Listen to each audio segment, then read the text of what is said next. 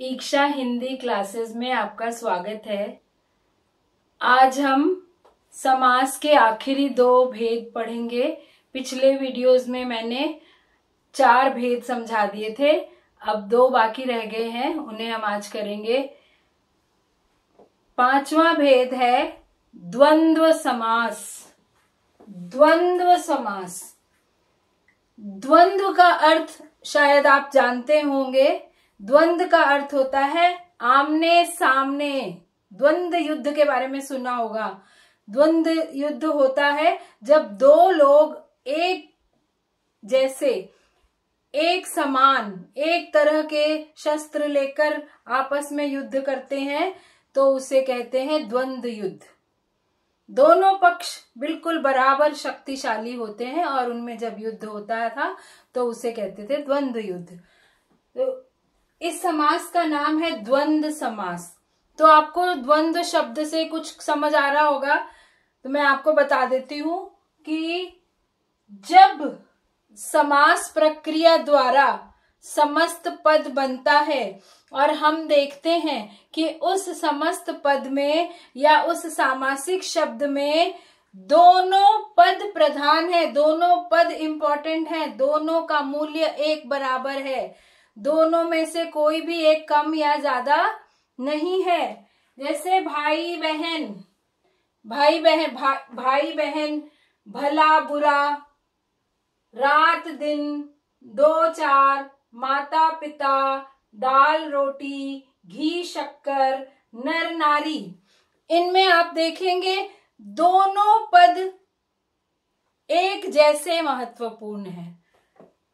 तो एक विशेषता तो ये हुई द्वंद्व समास की कि इस समास से बनने वाले सामासिक शब्दों में दोनों पद प्रधान होते हैं, एक कम या एक ज्यादा नहीं होता। और दूसरा, इन समस्त पदों को बनाने के लिए 2 समान शब्दों के बीच में से समुच्चय बोधक का लोप हो जाता है। समुच्चय बोधक अव्यय का एक भेद है, अविकारी का एक भेद है, क्रिया विशेषण, संबंध बोधक, समुच्चय बोधक, विस्मयादि बोधक। आपको ये 4 अविकारी याद होंगे। इनमें से समुच्चय बोधक लुप्त हो जाता है। अब समुच्चय बोधक और, अथवा, किंतु, परंतु, या ये होते हैं। तो इनमें से अधिकतर और, या, अथवा, या, एक एंड और ओ आर और, या लुप्त हो जाता है। भाई और बहन हो सकता है या भाई या बहन भी हो सकता था। तो भाई और बहन में से और हटा दिया गया और उसे संक्षिप्त करके भाई बहन बना दिया गया। भला बुरा, भला या बुरा, तो या हटा दिया गया, या भला और बुरा और हटा दिया गया। रात और दिन या रात या दिन, 2 या 4 या 2 और 4, माता या पिता या माता और पिता, दाल और रोटी, दाल या रोटी, घी और शक्कर या घी या शक्कर, नर और नारी या नर या नारी। और अथवा या जिसमें से लुप्त होकर एक शब्द बन जाता है, वहां द्वंद्व समास होता है। सबसे आसान समास है ये। तो आपको समझ में जरूर आ गया होगा। एक बार फिर बता देती हूं कि जिन समस्त पदों में दोनों पद, उत्तर पद, पूर्व पद, दोनों पद समान शक्ति रखते हैं, समान मूल्य के होते हैं, समान भाव के होते हैं, वहां पर द्वंद्व समास होता है। तो ये देख लिया आपने। अब हम करेंगे अव्ययी भाव समास।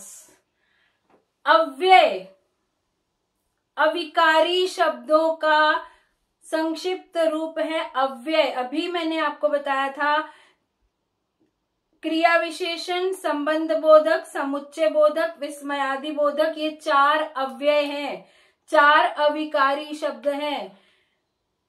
तो नाम से ही स्पष्ट है अव्ययी भाव समास।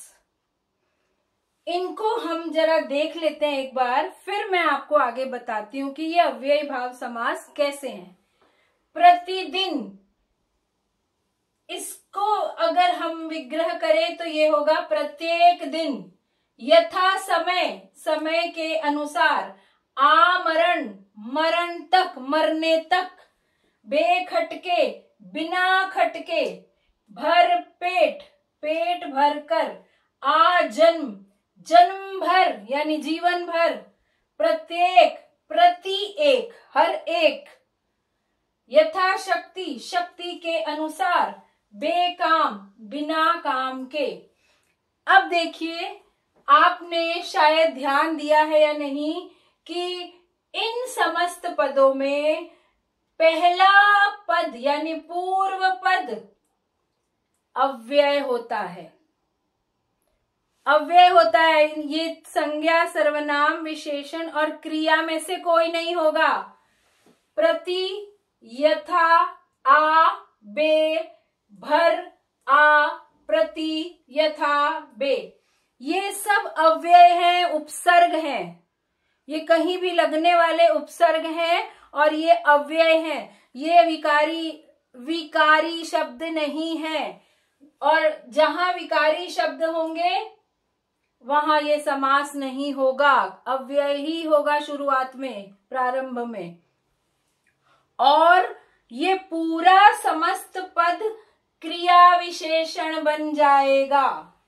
समस्त पद जो है वो क्रिया विशेषण का काम करेगा वाक्य में। अब क्रिया विशेषण भी आपको पता होना चाहिए, जानकारी होनी चाहिए। क्रिया विशेषण क्या है? क्रिया की विशेषता बतलाने वाले पदों को क्रिया विशेषण कहते हैं। एडवर्ब, इंग्लिश में जिसे आप एडवर्ब कहते हो, हिंदी में क्रिया विशेषण कहते हैं। तो ये पहला पद जिसका अव्यय है, उपसर्ग है और सारा समस्त पद क्रिया विशेषण का काम करता है वाक्य में। जैसे प्रतिदिन, मैं प्रतिदिन खाती हूं, मैं प्रतिदिन पढ़ाती हूं। पढ़ाने की विशेषता कब पढ़ाती हूं? प्रतिदिन पढ़ाती हूं, तो क्रिया विशेषण का काम कर रहा है। यथा समय, यथा समय अपना काम समाप्त करो। कब काम समाप्त करो? यथा समय, समय के अनुसार, तो क्रिया विशेषण हो गया। काम समाप्त करने की बात कर रहे हैं। आमरण, वह आमरण हंसता रहा, रोता रहा, जीवन भर रोता रहा। कई लोगों की आदत होती है ना रोने की, तो कोई कहते हैं आमरण रोता रहा, यानी जीवन भर रोता रहा। कैसे, कब रोता रहा? आमरण, तो क्रिया की विशेषता, रोना क्रिया है, उसकी विशेषता हो गई आमरण। बिना खटके चले जाओ, बिना खटके चले आओ। बिना खटके, बिना रुके, बिना झिझके, बिना पूछे चले आओ, क्रिया की विशेषता। भर पेट खा लो, खाने की विशेषता, कितना खा लो? भर पेट। आजन्म, फिर वही आमरण और आजन्म के लिए हम सेम उदाहरण ले सकते हैं। प्रत्येक, प्रति एक को बुलाओ, प्रत्येक को दो, देने की विशेषता, किसे दो? प्रत्येक को। तो आपको क्रिया विशेषण अगर समझ में आ रहा है तो आपको स्पष्ट हो जाएगा कि पूरे वाक्य में जो समस्त पद क्रिया विशेषण का काम करते हैं वे अव्ययी भाव समास से बनते हैं। वे सामासिक शब्द अव्ययी भाव समास से बनते हैं। बेकाम, बिना काम के, बिना का, बेकाम मत बैठो, बैठने की विशेषता। कैसे मत बैठो? बिना काम मत बैठो। तो मुझे लगता है मैंने बहुत अच्छी तरह आपको समझा दिया है, बहुत आसान करके समझा दिया है अव्ययी भाव समास में। अब आप कभी गलती नहीं करोगे। तो द्वंद्व समास में हमने देखा दोनों पद समान शक्ति रखते हैं, समान महत्व रखते हैं और उनके बीच में से और या लुप्त हो जाता है और वे एक बन जाते हैं। और हाँ, इसमें एक बात ध्यान रखिए, इनमें हमेशा छोटा सा हाइफन, द्वंद्व समास में हाइफन जरूर होगा। हाइफन यानी योजक, समस्त समास चिन्ह भी कहते हैं उसे। समस्त पद के चिन्ह भी कहते हैं। तो ये हाइफन छोटे छोटे जो बनाए हुए हैं, ऐसे छोटे से डैश, इनको इंग्लिश में हाइफन कहते हैं और हिंदी में इन्हें योजक चिन्ह कहते हैं, जोड़ने वाले चिन्ह। तो ये भी पहचान है इनकी। और अव्ययी भाव समास की भी पहचान आपको बता दी गई, जिसका पहला पद उपसर्ग होगा, अव्यय होगा और पूरा समस्त पद मिलकर वाक्य में क्रिया विशेषण का काम करेगा, वहां पर अव्ययी भाव समास होगा। आपको जरूर समझ में आ गया होगा। तो हमने 6 भेद समास के देख लिए। पहला था तत्पुरुष समास, कर्मधारय समास, द्विगु समास, बहुव्रीहि समास और द्वंद्व समास, अव्ययी भाव समास।